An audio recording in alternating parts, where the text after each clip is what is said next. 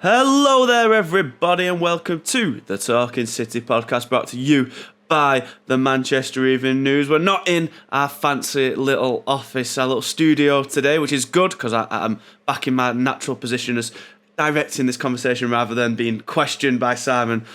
Like I'm facing down Paxman. My chins hopefully won't be out as much, so hopefully it'll be a lot more calmer. And with me today, getting the Paxman treatment, is Mr. Tyrone Marshall. Ty, how's it going? Very good, thank you, Dan. Very good. I'm sad I missed that episode. It sounds an entertaining in-person part of that one. Well, it's a shame you wasn't with us because me and Si did go down the rabbit hole of conspiracy theorists after our little trip to Wolverhampton and all the craziness we encountered on the way to Molineux. That was very fun. And maybe we'll have a little chat about Wolves later on when we preview Arsenal. But first, let's get everything focused on Champions League action because City returned to European competition on Wednesday night and they got back to winning ways. A 3-1 win over RB Leipzig, bringing that two-match losing streak to a really kind of happy end. A good win, not a perfect performance, but some really great individual showings, and I think more than anything, Ty, just a real good confidence-boosting display ahead of obviously a massive game at the weekend. Yeah, you're right. It's a huge game this weekend, and those defeats to Newcastle and Wolves would certainly have dented confidence a little bit. I'm not sure this team loses confidence quite that quickly, but they're obviously going to have some effect. The Newcastle one you can kind of write off. You know, we said on the way to Wolves on Saturday, I think, in a way, Guardiola's probably happy to be out of that competition this season, and City as a club generally are, given the constraints on the schedule with the Club World Cup. But backing it up with the defeat to Wolves and 2 games without Rodri and 2 defeats was obviously not good. Both of those performances were lacklustre, not enough chances being created, vulnerable to the counter at Wolves. So an improvement was required, and it definitely came last night. It was a fixture City are very familiar with now. They've obviously played Leipzig a lot recently, normally thrashed them at the Etihad, but this was although the 2 goals that won it came late, it felt like City were always in control of this game, really. They created more chances than they have been doing recently, and it felt like a City performance from last season more than this season in a way, and that there was a lot more control there. They did kind of lock the game down, as they did at Leipzig in a way when they drew 0-0. In that game where Guardiola made no changes for the 0-0 draw and got a bit of criticism for it, but it was similar to that in a way that City controlled it against a team who can play quickly, who can be quick and dangerous on the counter, but City controlled it, had the better chances, and although they had to be patient for it, they did deserve the goals and the win when it came. Well, I think it's quite telling that you say it was a performance kind of reminiscent of last season, because we saw kind of the tactical approach to be like it was last season, rather than Kyle Walker pushing out of the defence and the kind of man in the right wing. We had Bernardo back, making a much welcomed return, playing as like a proper winger, hugging the flank. And instead of Walker going forward, it was Akanji going into a midfield 2 alongside Rodri, and then Walker coming into that back 3. And maybe it's a bit telling that we'll talk about it, City still got done on a counter once again, and that's obviously a bit of a kind of a weakness that's showing, but they were just so much kind of more confident on the ball, it seemed, and as you say, a lot more of the possession, a lot more control. And to me, me and Simon talked about it at length on Monday. To me, it just seems City look a bit more comfortable and a bit more solid when they have, and Akanji wasn't even the best at it, nowhere near as good on the ball as Stones, but when they have a central player moving forward rather than a wide player, they just look a lot more comfortable, I'd say.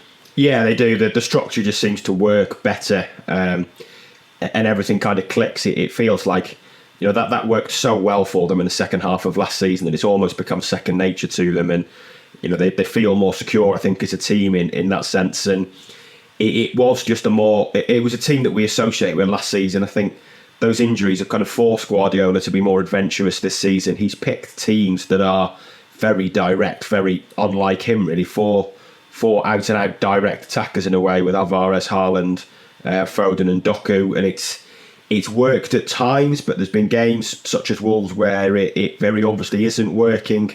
Foden and Alvarez were in each other's space constantly, I thought, at Molineux, and it didn't really work.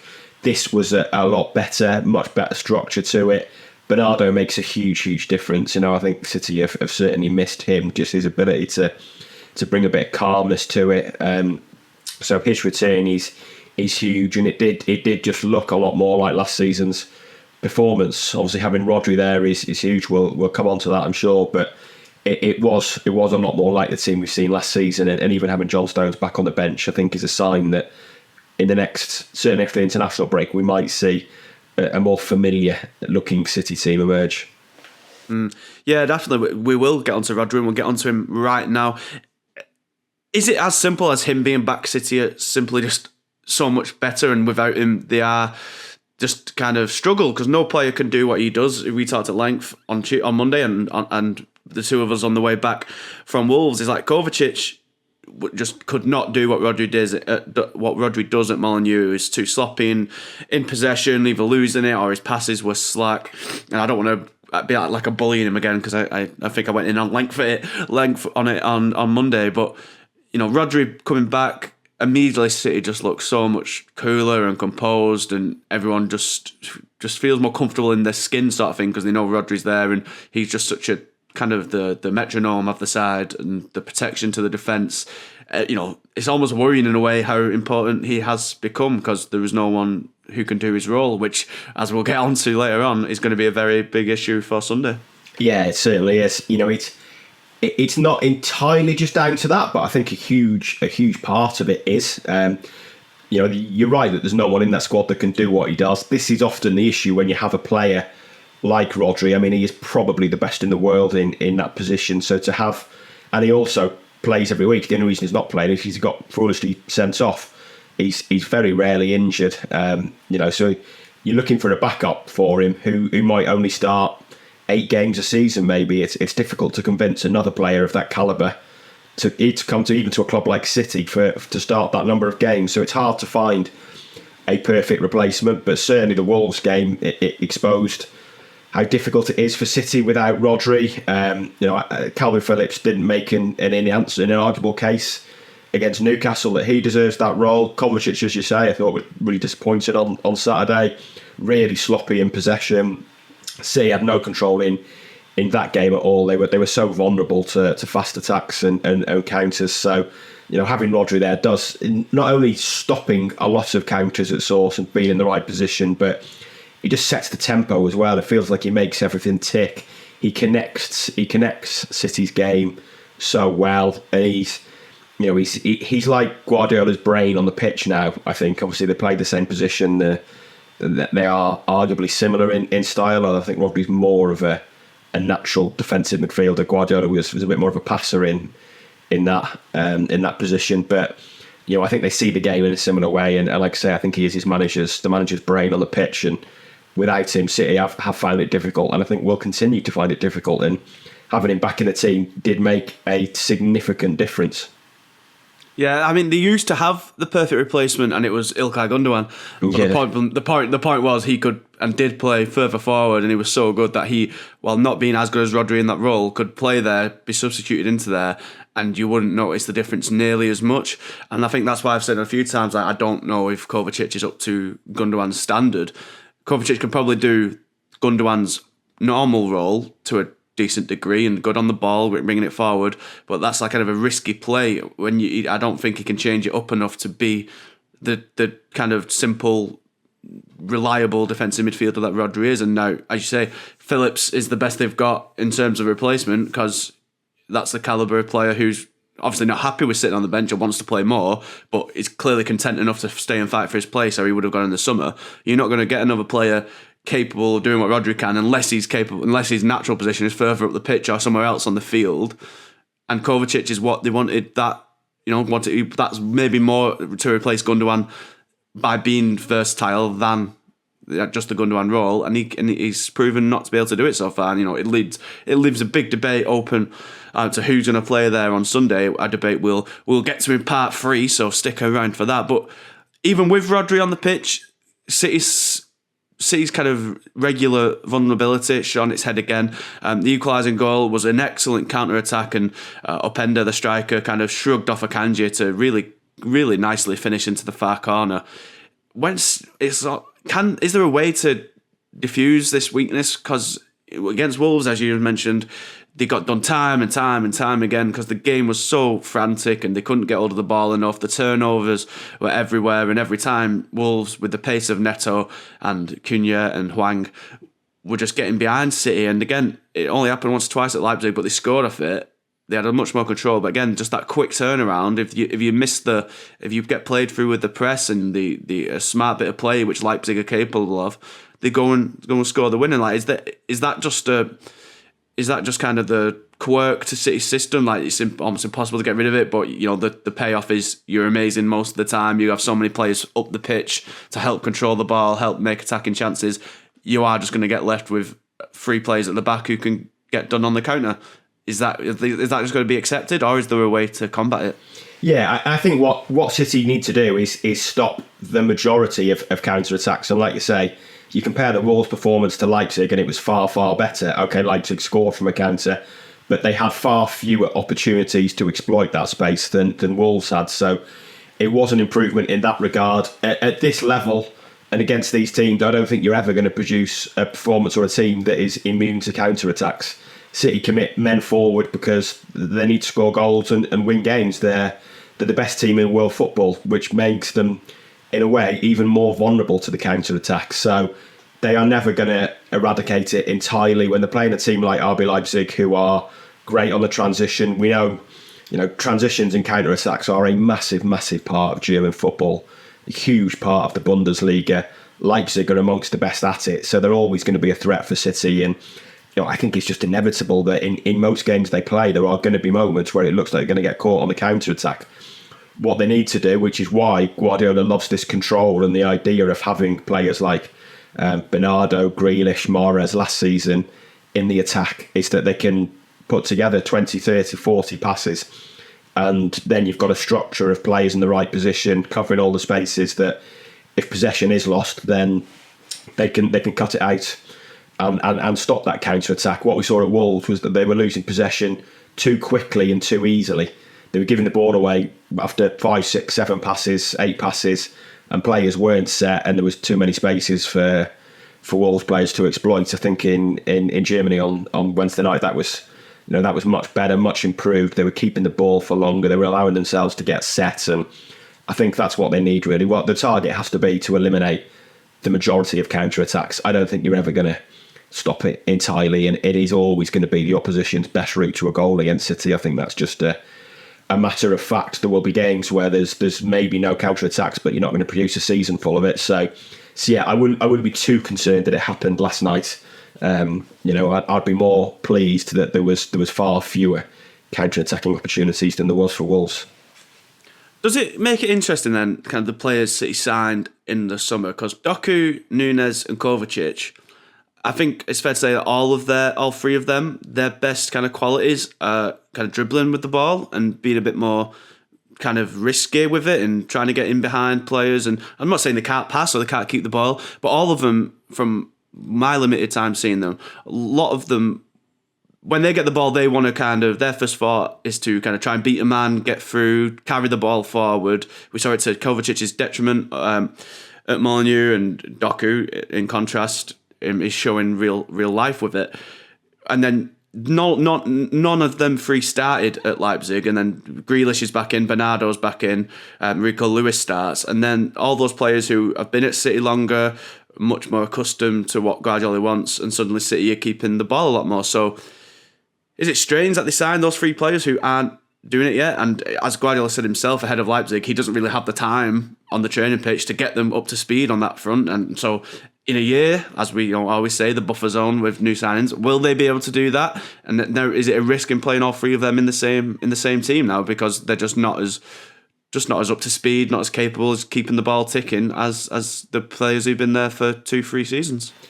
Well, I think you mentioned there that they're all kind of ball carriers and dribblers. Even Vardy, I think you could probably add into that. He likes to bring the ball out of defence. I don't think it's a coincidence. And I think Guardiola said it in previous press conferences this season that he signed those players because of those skill sets, that he could see, maybe that was what City needed. They needed ball carriers, and especially in midfield. I mean, having a dribbler in midfield is absolute kryptonite for a team like City when they're playing a deep defence. If you've got a Kovacic who can put together a run that might take 2 or 3 opposition players out, if you're being man marked or you're playing against a line of 4 and a line of 5, if you've got a player who can do that and just take 3 players out of the game, it is absolutely game changing for a team like City. So, I think he has done that on purpose and to try and move this team forward and give them something a little bit different rather than just pass. He's tried to give them some speed in the game, some players that can run past opponents. And maybe it will take them a little bit of time to settle. I think they've all made pretty good starts. I think Kovacic, although he was poor on Saturday, has been good. Nunez has looked pretty bright, but it was unlikely to come off really on Saturday. It's probably no surprise that last night was more City 2022-23 performance when, like you say, none of the 3 more attacking signings are starting. But I think it's encouraging maybe that they're looking at players who are slightly different, who give them something different, and it's going to be good to see the evolution of the team. And you mentioned there that the ideal Rodri replacement was always Gundogan, but he had worked for Guardiola and been at City for years and knew that role like the back of his hand. Maybe in 18 months' time we'll look at Kovacic and think he's the perfect Rodri replacement, but it's not a role he's generally had to play before. He's never kind of been the deepest holding midfielder. So he could certainly get there at the moment. It's probably understandable he's not on Rodri's level or the level that Gundogan could produce in that role, but he could get there because we've seen players get there before. But yeah, it is interesting that Guardiola has clearly signed a different profile of player this summer, and as a result, we'll probably get a different profile of performance at times. Yeah, exactly. I like you said there, I don't think any of them have been particularly, Wolves game aside, with some of them, I think they've all started well individually. I just wonder if it's a risk going forward if all 3 of them start at the same time. And Wolves, it was pretty much a necessity because other than Grealish, there was no other real option to start in place due to injuries and suspension. But I just wonder if you'll be wary of that going forward, at least this season, of if you have all 3 of them in the same team, you're going to have a clear kind of divide of the players who know exactly what they're doing and the players who have just come in and, by Guardiola's own admission, kind of doesn't expect them to know exactly what's needed of him just yet. I think, what did Guardiola say of Bernardo and that on his press conference? He said, I breathe and they know what I want them to do. Exactly. And the players who have only been there a few weeks, hardly even months, it's going to take time for them to adapt to that. But so only time will tell. But, it was a win. I don't want to get all negative. 3 goals, Phil Foden, Julian Alvarez and Jeremy Doku getting them. We will touch on the individual performances in part 2, but just a word on the strikes themselves. 3 really, really great goals all round, I'd say. Yeah, they were superb goals, all very well taken. Alvarez's, I thought, was magnificent, really, at that time in the game, that moment in the game, to produce a finish with that precision, with little room in the box. It was absolutely brilliant. And then his assist for Doku, it's a simple pass, but he timed it well, and it's a good finish running away. And obviously the first goal for City fans, so much to be proud of with that goal, with Rico Lewis assisting Phil Foden. I'm sure we'll come on to both of them, but a goal made in the academy, really. So to producing that on a Champions League night shows the evolution of this club, I guess. So yeah, in terms of the goals and the goal scorers, a really good night, I think. Yeah, absolutely, and we'll definitely come on to Rico Lewis, and we'll come on to him just after the break, so you do not go anywhere.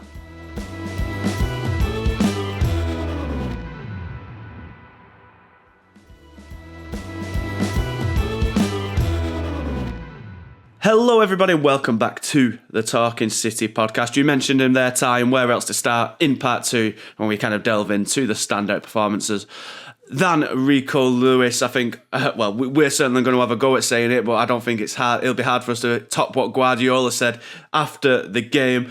And I'll give you the quote right here. It was, what a player, what a player. I've been a manager for 14, 15 years and lucky to train one of the best players in the world in Barcelona. Lionel Messi, if you didn't know who that was. To find a player like him, Rico Lewis, playing in the pockets how he has to move as a holding midfielder, moving in the spaces, he is one of the best I've ever trained by far. Now that is quite the hefty praise. We've heard similar from Guardiola about Foden before as well.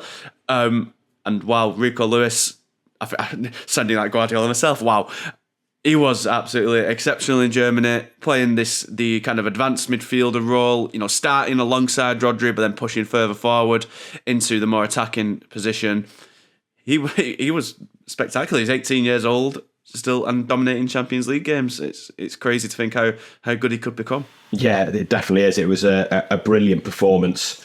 I mean, you wouldn't disagree with those Guardiola quotes, but it is worth bearing in mind that it's only a week and a half, maybe 2 weeks, since he did admit he can get carried away post-match when he called Matheus Nunes one of the best players in the world after City had beaten him 5-0. And when that quote was put to him again, now as a City player, he actually laughed at it. And it was and admitted that going to enjoy it. He can occasionally get carried away. But yes, it was a brilliant performance in that midfield role. I mean, and you can see why Guardiola loves him, because he is just... he almost looks like a Guardiola creation, doesn't he? He looks like he's always... he plays like a robot that has been created by Pep Guardiola for this City team. It shows in a way the joined up thinking you get when you have a manager there for so long and an academy producing players for that manager, that they have managed to produce the perfect Pep player, someone that can play right back, can transition into midfield or just play midfield on his own, keeps the ball brilliantly, can play left back and do that. He looks a phenomenal footballer, and it was a great performance. And I wonder if he's not had loads of chances this season. And we'll come on to Arsenal in part 3, but I wonder if he's put his name in the hat for that game, because it's arguably what City needs. Someone who we've talked about control and controlling players, and I think Lewis fits into that perfectly, because he keeps the ball, his movement and ability to always offer. Not just with his passing, but his ability to be in the right place to offer for the pass as well is phenomenal. His impact. I think it was the away game at Chelsea last year when he came on at half time, and his impact there, just making City play better. And that's something Guardiola said about him previously, that he does. He makes the team play better, and it's not just his ability to keep the ball, but it's his ability to find space to offer for the ball as well and help a teammate out. And yeah, he looks a serious talent, and you can see him getting many more minutes this season. It's almost a wonder that it wasn't him to come on against Wolves over Oscar Bob. Now, I know Bob was coming off of that good performance against Newcastle, but the way Lewis has just completely done what he wanted Bob to do, and he had a couple of flashes early on, but then kind of faded. It's even more kind of wondrous that he didn't come on at all during that match, given we know what he can do. I know this was I'd probably say it was his standout performance in a City shirt. He's had some good ones. He scored, didn't he, in the Champions League last year, and he got that Chelsea game, which was one of his first, and I think he was excellent. I think Guardiola kind of waxed lyrical over him after that as well. But I'd probably say as a kind of starting performance, a matured performance, is probably his absolute standout so far. I wonder if, as you say, ahead of Arsenal, but even in other matches going forward, he's maybe changed his position completely. I think we started this season off him being kind of the reserve fullback. He started against Burnley, didn't he, on the first day? Got a bit of the run around at points by Burnley's kind of exciting wingers, and hasn't had many minutes since, obviously, the Newcastle game. I think he played at fullback again. But maybe he's kind of changed his role in Guardiola's mind completely now. Obviously, he'll still have to go in at fullback if injuries strike or whatnot, but I wonder if his first consideration now is Lewis being in a midfield rather than defence. Yeah, quite possibly. I mean, City have got options in midfield. We've seen Phil Foden play centrally a lot more often now. Bernardo can do it. Obviously, you've got Nunes and Kovacic as well as Rodri, but Lewis certainly looks an option. And like I say, I'm surprised he didn't maybe get the option and come off the bench against Wolves. It was, that felt a really bold call from Guardiola to bring Oscar Bob in that game and to take Nunes off, because I think we both said Nunes was definitely not the worst City performer in that first half. And Guardiola said after the game he wanted Oscar Bob because he's good in tight spaces, and you can see the reasoning for that, because there wasn't a lot of space on that pitch. And I've already said how Foden and Alvarez were kind of playing in the same areas, and no City players were getting much time on the ball, so you can see the reason for that. But I think Rico Lewis has probably shown he can do that. Got more experience to do it, and just brings that ability to keep the ball to City. So yeah, I think he is definitely an option in midfield going forward. City have plenty of them. His difficulty in terms of getting games at fullback is that City don't really play a left back as such. It's always a centre half. He's not a natural to come in and replace Ake or Vardy in that left back centre back role. He's just not the same profile of player. The only real option he's got is right back, and Kyle Walker, I think, has got that place nailed down. Has been really good this year. So yeah, it wouldn't surprise me if we saw another, obviously the Carabao Cup goal as an option for games for him. So it wouldn't surprise me if we did see more of Lewis in midfield and a full-back this year. Poor Calvin Phillips, who was once again gone unmentioned as a City midfield Sorry, option. Calvin. God bless. But I think we can all see where his kind of career is going now, unfortunately, ahead of Arsenal, which we'll talk to in part 3. But you mentioned Foden there. This was almost like his proper kind of coming out party as the central midfielder, I'd say. Like, we've had the Newcastle match earlier in this year, the win, when he played centrally, but it was Walker playing the right wing, and he was actually on paper on the right wing, and he was coming inside, and we've had that a couple of times. We tried to have it at Wolves, and it didn't work. With Bernardo back in the side and out on the wing, this is I think the first time this season Foden's been central, starting position central, staying central, in kind of De Bruyne's role basically, and he gets the opening goal with a great finish into the ground, a really smart finish to know to kick it kind of that into the ground, so you get the bounce on it. If it was a happy accident or not, it takes a lot of skill to be able to do it and it not to just spoon over the bar. I know injuries have meant that he's had to play out wide and his Guardiola's been limited, but now he's got his opportunity, he's taken it, played really well. Surely this is him now, at least until De Bruyne is back. Yeah, I think he deserves more games there. I think we all want to see him get more games there. Obviously, he's competing against Alvarez for that role, and Alvarez's impact when he came on was incredible. Scored against Wolves, obviously, and the problem with that is that, I think I said it to you on Saturday, that if you're playing Alvarez in that role long term without De Bruyne, you almost need another striker, because when you want to rest Haaland, you kind of want to rest Alvarez too if he's playing every week as well. So it was beneficial to start Alvarez on the bench this week, I think, and Foden, he was so heavily involved in the game in that role, far more than you see when he plays on the right. And I think he's very good on the right, but his involvement in the game, first half especially, he was just, everything was going through him.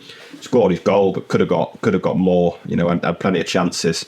And yeah, just a really good performance. And I think, I do think we all want to see more of him in that position. You could certainly see an argument for playing Bernardo on the right and one of Grealish or Doku on the left, and Foden in that midfield role, especially if Rodri is fit and Rodri is available rather. And if you had Rodri and Kovacic as your two central midfielders, I think you can certainly play Foden as your third and get what you want out of that team. I think the issue is, though, because Alvarez has been excellent this season, probably City's best player so far, obviously apart from Rodri, but that goes without saying. Can he play both of them? Because I think that's the issue. He said Alvarez is basically undroppable, didn't he, after the was it the Fulham win, I want to say, off the top of my head. Can he play both of them? I don't know if he thinks he can. This might be the only issue. Yeah, I mean, he did say Alvarez was undroppable. He also said City only play well when Nathan Ake plays after that Tottenham game last year, and then dropped him a week later. So we should never read too much into what Guardiola says over that. But yeah, it's worked at times playing them with Alvarez as the kind of the number 10 and Foden on the right. It definitely didn't work against Wolves. So it's not a clear solution. And when Bernardo's fit, and if you want to play Bernardo on the right, then it clearly becomes a problem that there isn't an easy way to get them both in the same team. City will have enough games, I think, to rotate them. You look at the Champions League now. I mean, they win their 2 home games. And they've topped that group, so there should be opportunity in that group to play Foden as the attacking midfielder, to even play Alvarez instead of Haaland. They've also got the Club World Cup as well, so there's enough games to go round. I think playing them both when Bernardo's back available is less likely.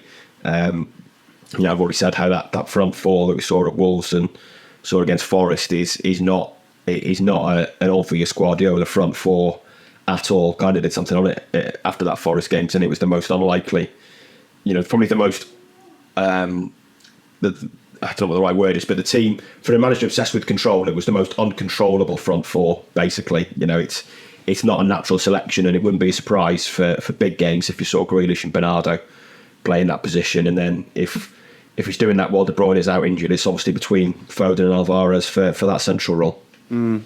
Well, you've mentioned Alvarez there, of course, a stunning goal, his second great goal in a week after his free kick against Wolves. He's really kind of coming in clutch this year. Haaland isn't exactly firing on all cylinders.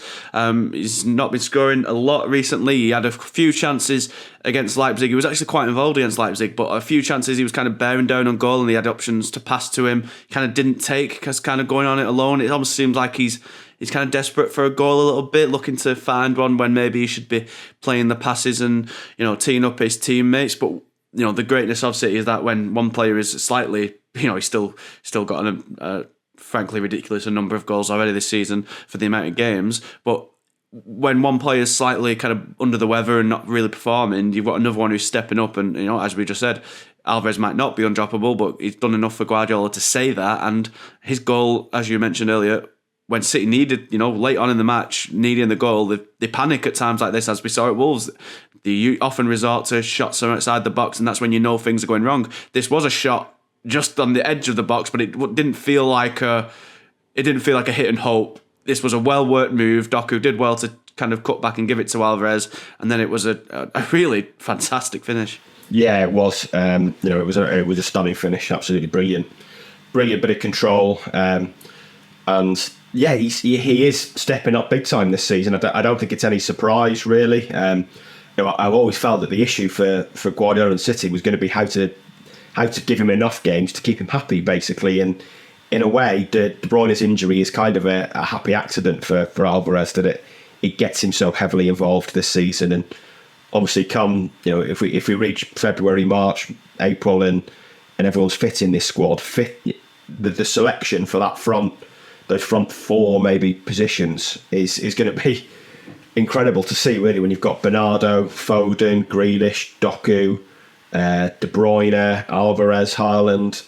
There's going to be so many options there, and keeping everyone happy is not going to be easy. But at the moment, kind of injuries have made it a little easier for selections, and Alvarez has definitely taken his chance. Like I say, he played that slightly deeper role. He is more involved than Haaland at times. But yeah, some of his goals have been fantastic. His free kicks have been brilliant. I think that's a clear sign that he is accurate and can shoot from distance. And as I already said, the way he took that goal, I thought was brilliant. The composure to do that in a packed penalty area, and the shot was just so accurate to find that top corner. It was a brilliant cameo from him.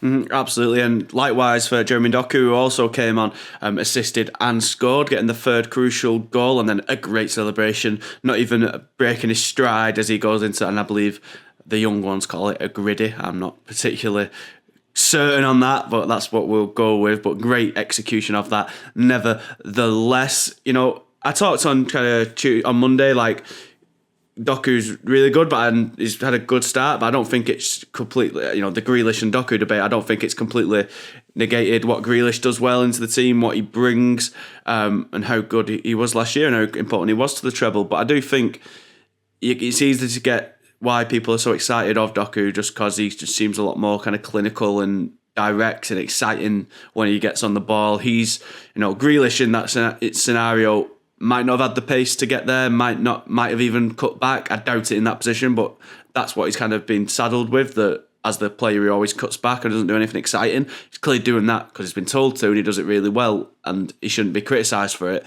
But in contrast, Doku is just such a live wire who will attack players, take shots, take risks, dribble, and that, you can easily see why fans are already gravitating towards such an exciting player. Yeah, absolutely. He is he is very different from Grealish. It's going to be fascinating to see how those two combine really on the left in terms of minutes and things like that. And it's a subject online among City fans already. It's certainly being talked about. It was asked of Guardiola at one of his press conferences last week about how that's going to shake up really. And it's good to have those options. We've spoken about dribblers this season, assigning dribblers. I mean, Doku is probably top of that list. He is a winger who loves to take his man on, and I think we've already seen that he can adapt to City. He has slowed it down at times, but generally his approach is to run at players and take players on, and it is very different to what Grealish offers.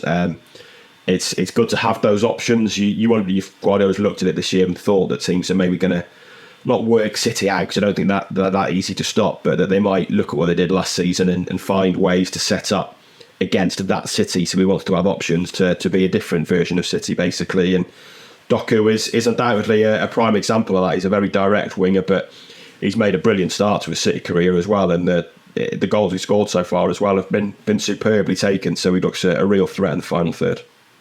Absolutely, and well, we'll leave East Germany behind now and travel to North London in part 3 as we kind of look ahead to Sunday's massive clash with Arsenal. Stay right where you are.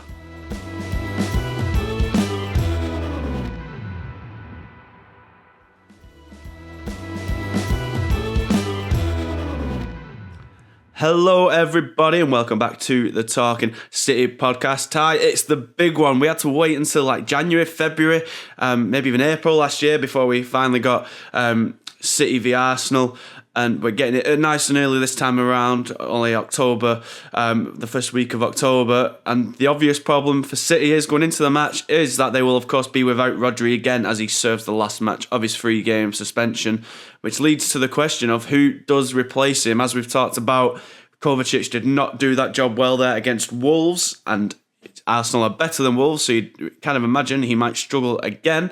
Didn't play on Wednesday, which kind of suggests he's been rested for Sunday, so maybe he does come in.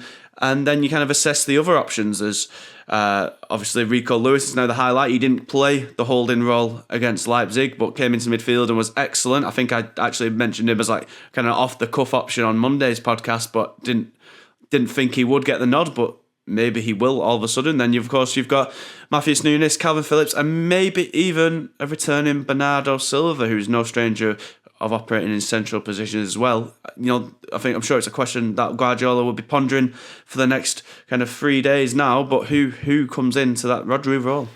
There's some options there. I mean, there's 3 midfielders who, 2 didn't play and one who played 3 minutes in Nunes, who came on last night, and Phillips and Kovacic, who didn't play. And I don't think it's going to be Phillips. I think it would be a major surprise if it was, but there's certainly options there. I think Kovacic will certainly start the game. I'd be amazed if he doesn't.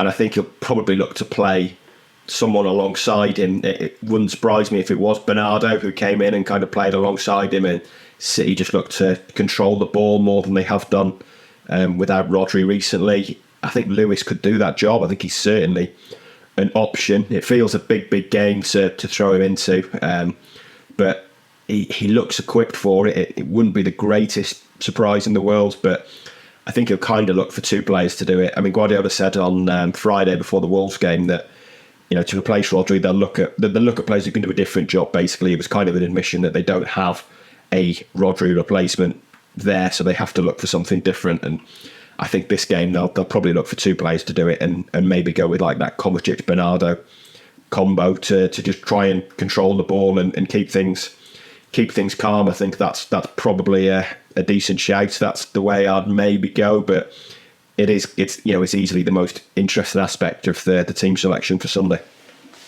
Absolutely, yeah. And I think I do agree. I think you can't have one player be the sitter unless it's kind of Phillips, and he's not going to start in a game of such kind of magnitude. So instead, if you kind of have Bernardo, who's obviously so tactically intelligent, kind of being a little bit more defensive minded, and then you free Kovacic up to do the role he is much more suited to. I think just the balance and the feeling of the midfield would just be so much better. I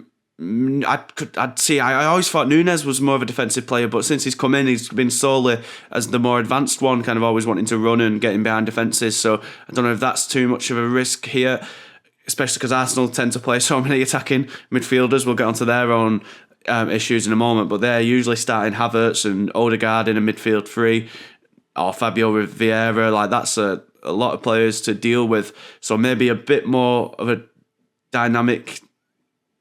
Bernardo and Kovacic are usually pretty good on the ball. I could see it making more sense, but I think the only other potential option, one I didn't mention there, and this would be the biggest of wild cards, mainly because he's not played a minute this season so far, so I really don't think it'll happen, but out of anyone who could do what Rodri does, I think John Stones is probably the best candidate for it. He's been incredible in midfield himself last season, coming in a defence, and it was a defensive role. He was really good on the ball, passing it and reading the game. Could he? I'm pretty sure he's played midfield at definitely has done for City, straight up defensive midfield in times, and I'm pretty sure he might have done it for kind of Everton. That's years ago at this stage, but he's no stranger to it, shall we say. I guess, as I say, I'll reiterate, I really don't think it will happen just because he's not played a minute this season, and there are other midfield options, but there's worse. I think there's worse options than Stones. Yeah, definitely. I don't see it because I just don't think he's going to be sharp enough to go into a game like that. Like say, he's not playing. I think he's playing the Community Shield, and I think that's it at the moment. You're right. There are certainly worse options than him, and I think it'd have been in with a real chance of replacing Rodri in at least one of these games if he'd been up to speed. I just don't see it. I think Guardiola said on Friday that he'd been training on his own and was due to join team training before or after Leipzig this week. Obviously, he did train and made the squad. The fact he didn't come on last night, I think, is another check against him for having a chance of starting on Sunday. I think he probably needed the minutes there, and in a game that's clearly going to be pretty intense. I think he'll certainly be in the squad. He'll certainly be on the bench. You could see him coming on if City are winning with, in the final quarter of the game. You can see him as an option off the bench, but I just think it's a bit too soon for him to be starting games.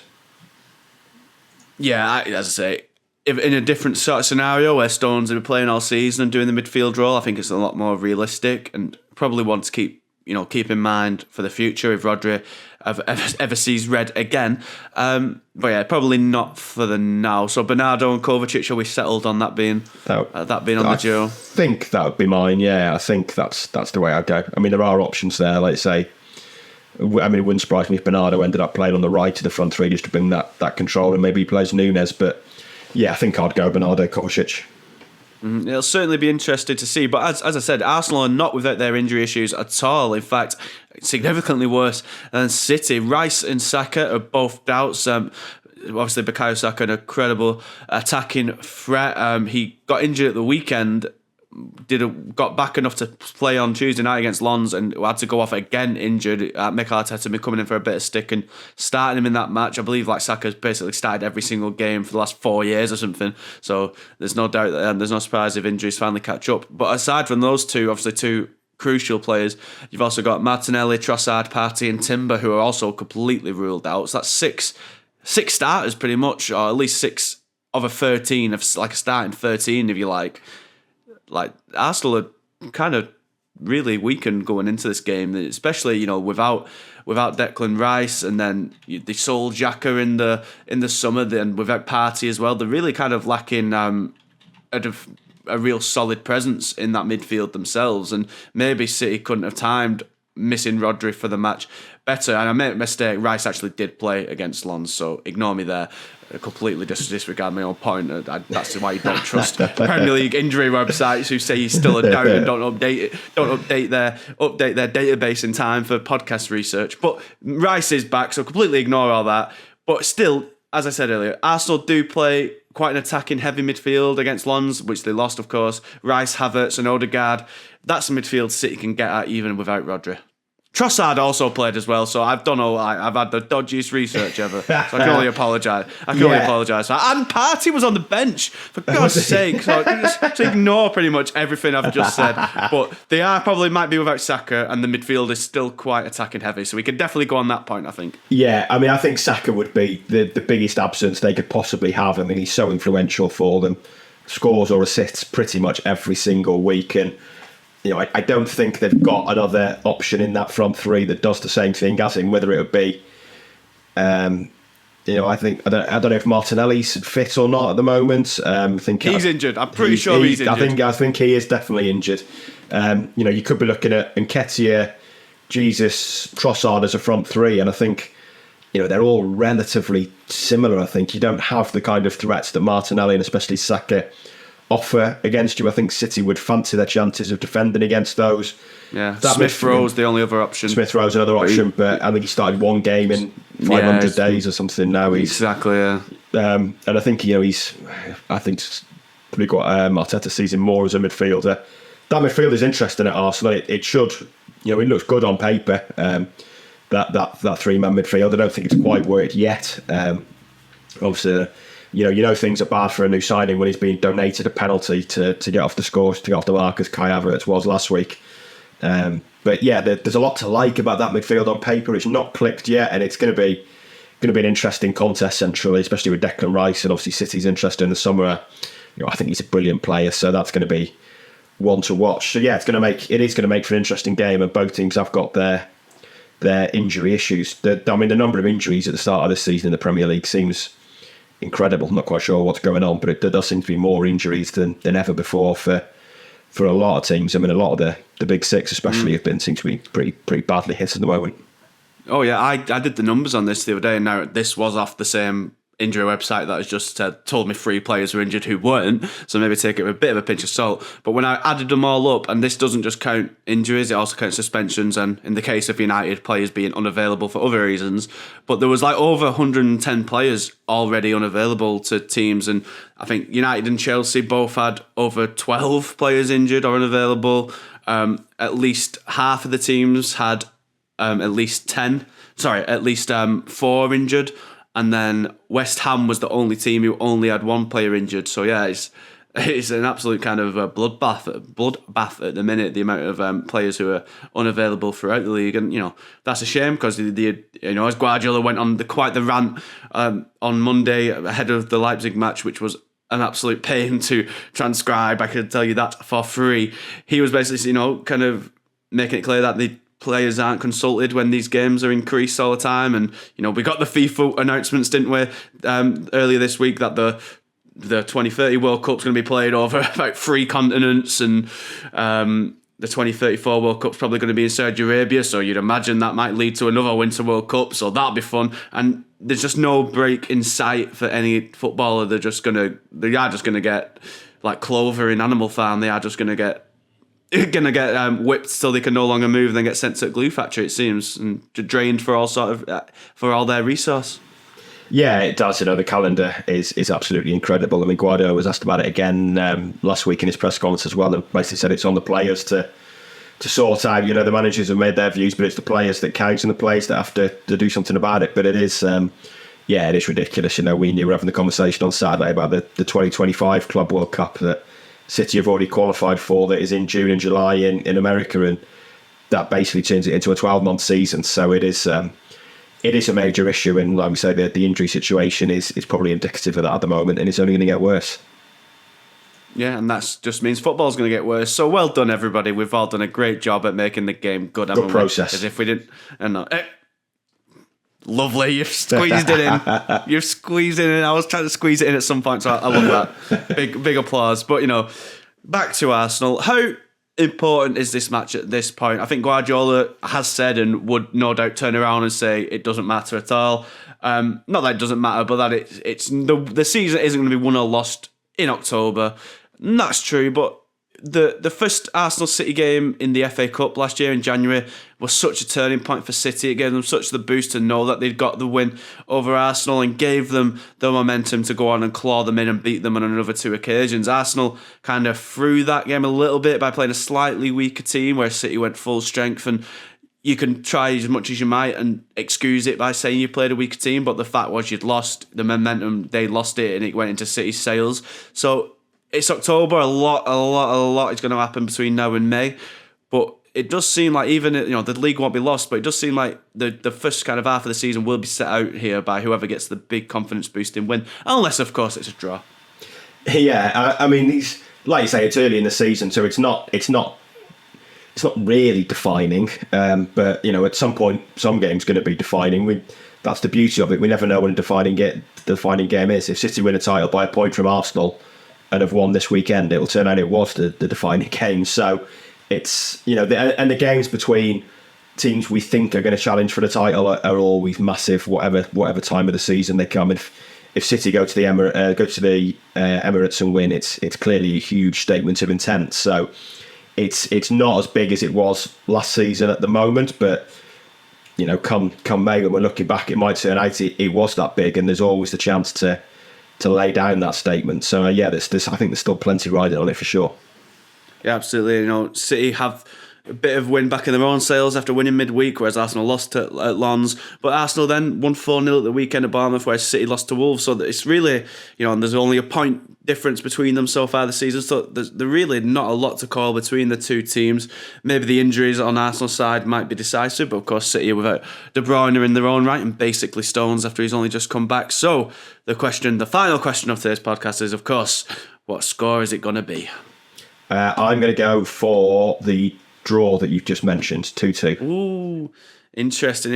I think the injuries might just cost Arsenal. City will nick it. I'm going to go 2-1 to the Blues. If Saka's out, if Saka's in, maybe a draw, maybe I'll agree with you. But, City, to carry on marching on, and we will no longer be doing, because that is the end of this week's Talking City podcast. Thank you all very much for listening, ladies and gentlemen. We'll be back next week, I'd imagine probably Monday at some point, Tuesday latest, to talk about all of what happened at the Emirates Stadium. I'm sure it'll be an interesting one, so we can have another big long chat about it. But until then, for all the latest City analysis, news, reports, opinions, and especially coverage from Sunday's massive game, you know where to go. It's manchestereveningnews.co.uk/Manchester City. You can follow us, even though there's pretty much little point on this deaf platform anymore, on Twitter @ManCityMen. If you're still on it, I salute you. Maybe none of us will be on it for much longer with the way it's going. It'll be sinking like the Titanic, I wager. But we're also on Facebook, Manchester Evening News-Man City. On YouTube, where you can watch this podcast in living colour, and Manchester Evening News-Man City. We're on TikTok as well, Manchester Evening News-Man City. All the social media platforms, we are on them. So go and give us a follow, give us a like, give us a subscribe, give us a review if you fancy, give us a comment, give us a chat, all that jazz. Thank you, everyone, for listening. We'll see you next week, and it's goodbye for now. Ta-ra.